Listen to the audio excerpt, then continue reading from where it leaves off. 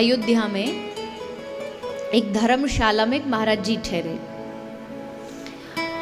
और वहीं उसी धर्मशाला के एक कमरे में एक धनी सेठ ठहरा जो नास्तिक था, भगवान में नहीं मानता था। तो अब दोनों एक ही जगह आसपास रह रहे हैं, एक भक्ति का सेठ है और एक धन का सेठ है। वैसे दोनों का कोई मैच नहीं है। कहते कहो रहीम कैसे निभे केर बेर को संग। अब कैसे मैच नहीं हो रहा? बोले जब इस सेठ का सोने का समय होता तो महात्मा जी का जग के कीर्तन करने का समय होता। ये जब सोता तो महात्मा जी झांझ मजीरा लेके कीर्तन चालू कर देते। अब इसकी नींद खराब हो जाती तो नाराज हो गया। बड़े सवेरे संत जन करते सीताराम, और इनकी सीताराम ने कर दी नींद हराम। बढ़िया हम चकाचक सोते थे, पर ये देखो झांझ मजीरा बजाते। नाराज हो गए। महात्मा जी से क्या कर रहे हो तुम? बोले बेटा हम भगवान का नाम स्मरण कर रहे हैं, तुम्हें भी करना चाहिए, तुम्हें भी। बोले खबरदार मुझे बुलाते हो, कोई भगवान भगवान नहीं होता, ये सब मन की भ्रम है, मन की कल्पना है। महात्मा जी ने कहा नाना बेटा ऐसे नहीं बोलते, भगवान ने तुम्हें जीवन दिया, भोजन दिया, सांस वो दे रहा है, वायु वो दे रहा है। हुआ नहीं है और न होगा प्रभु सरीखा दानी, पापी धर्मी सबको देता अन्न पवन और पानी। ऐसा कोई दानी आज तक हुआ नहीं होगा, पापियों को भी देता है। तो ऐसा नहीं बोलते बेटा। बोला कहाँ कौन भोजन देता? अरे हम नहीं खाएंगे तो वो कोई जबरदस्ती खिला देगा? महात्मा जी बोले हाँ खिला देगा। सेठ ने कहा अगर हम नहीं खाएं तो?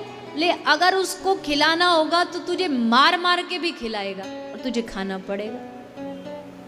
बोले ठीक है। तो अगले 24 घंटे तुम्हारी और तुम्हारे भगवान की परीक्षा है। हम व्रत ले रहे हैं, हम कुछ खाएंगे नहीं। अगर तुम्हारे भगवान में हिम्मत है तो हमारे मुख में अन्न डाल के दिखवाए तो हम भी मान जाएंगे। हम सब छोड़ छाड़ के आपके साथ भजन करेंगे, और अगर वो नहीं खिला पाया तो तुम आज से झांझ मजीरा फिर साइड में धर देना। महात्मा जी बोले मंजूर है। अब कह के वो चला गया। अगले 24 घंटे उसने व्रत ले लिया, हम कुछ हो जाए नहीं खाएंगे। और जाके जंगल में बैठ गया कि चलो शहर में रहेंगे, परिवार के संग रहेंगे तो परिवार वाले हो सकता है जोर जबरदस्ती करें, जी खा लो खा लो। अकेले जंगल में कौन कुछ बोलेगा? तो जंगल में जाके बैठ गए। अब महात्मा जी मन ही मन भगवान से कह रहे हैं हे प्रभु इस नास्तिक पर कृपा कर दो। हम हार जाएं हमें उसका कोई गम नहीं है, पर इस बेचारे को अगर हम जीत गए तो इसका आप में भरोसा जाग जाएगा। इसलिए आज इसके भीतर इस पे कृपा कर दो।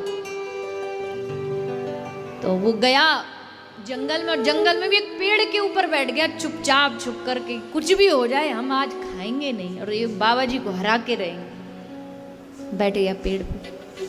इतने में कुछ व्यापारियों का एक झुंड वहां से जा रहा था निकल के। वो उसी पेड़ के नीचे बैठ के भोजन लाए थे, तो सब वहां बैठ के आराम से भोजन करने बैठ गए, भोजन करने लगे। भोजन उन्होंने खोल के अपना टिफिन लंच सब बढ़िया सजा के रखा ही था कि इतने में जोर जोर से घोड़ों की आवाज आई। व्यापारी समझ गए डाकुओं का कोई झुंड आ रहा है। जैसे डाकुओं का झुंड आ रहा है सो व्यापारी सब अपना सामान उठा के और वहां से भागे। अब डाकुओं का झुंड आके पेड़ के नीचे रुका, देखा अरे 56 भोग लगे हुए हैं, बढ़िया भोजन सजा हुआ है, चलो खा लेते हैं। चोरों का सरदार बोला डाकुओं का सरदार खबरदार हाथ लगाया तो क्या पता ये कोई जाल हो, हमारे लिए जाल बिछाया गया हो, क्या पता इस भोजन में जहर मिला हो, और क्या पता जहर मिलाने वाला भी यहीं कहीं छुपा हो। अब वो पेड़ में से सब कहानी देख रहा था, उसे पता था कि एक सब कहानी चल रही हो ऐसे चुप। सरदार बोला ढूंढो जिसने इसमें जहर मिलाया हो। अब और जैसे मिले तो पकड़ के मार डालो। अब मारने की जैसे बात आई सो डरा, हिला डुला, पत्ते हिले, बोले महाराज मिल गया। उसको पकड़ के पेड़ से नीचे उतारे, उतर नीचे, उतर नीचे, ये तूने रखा है भोजन? बोले नहीं, हमने नहीं रखा। तूने इसमें जहर मिलाया? नहीं जी, हमने कतई जहर नहीं मिलाया, आप खाओ आराम से। ले हम कैसे मान ले इसमें जहर नहीं? सरदार बोला एक काम करो, पहले इसको खिलाओ, एक बार इसके मुंह में डालो।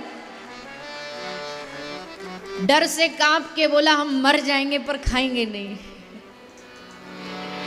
वृक्ष से उतरा, बात कह लो तुम खोटी खरी, पर कसम तुम्हारी मैं रोटी नहीं खाऊंगा, कुछ भी हो जाए रोटी नहीं खाऊंगा।